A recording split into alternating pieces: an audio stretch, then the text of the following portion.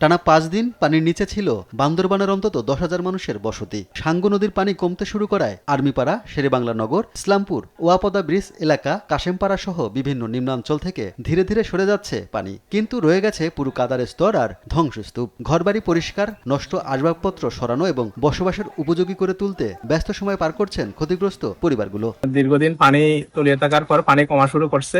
আমরাও এখন বাড়ি থেকে বের হয়েছি, আমরা আমাদের কর্মস্থলের দিকে যাওয়া শুরু করেছি। টাকা ভাঙিয়ে গেছে, অনেক ঘর ভাঙিয়ে গেছে, বেড়া ভাঙিয়ে পড়ে গেছে, ওইগুলো আবার পুনরায় ঠিক করতে হবে, কষ্ট হইলো।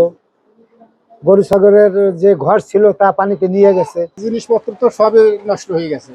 এখনো তো ওরা তো আর রাখার মতো কোনো ক্ষমতা নাই।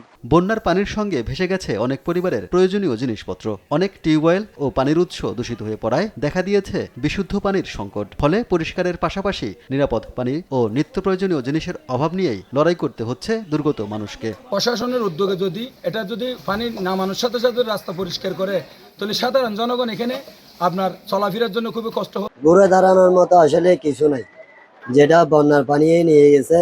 আমরা সরকার থেকে সাহায্য চাই, যে আমাদেরকে একটু সুযোগ করে দেওয়ার জন্য। বন্যার পানি সরে গেলেও কাটেনি দুর্ভোগ। তাই শুধু জরুরি ত্রাণ নয়, দীর্ঘমেয়াদী পুনর্বাসন, ঘরবাড়ি সংস্কার এবং জীবিকা পুনর্গঠনে কার্যকর সহায়তা চান ক্ষতিগ্রস্তরা। সুব্রত গাইন, নিউজ ডেস্ক, দেশ টিভি।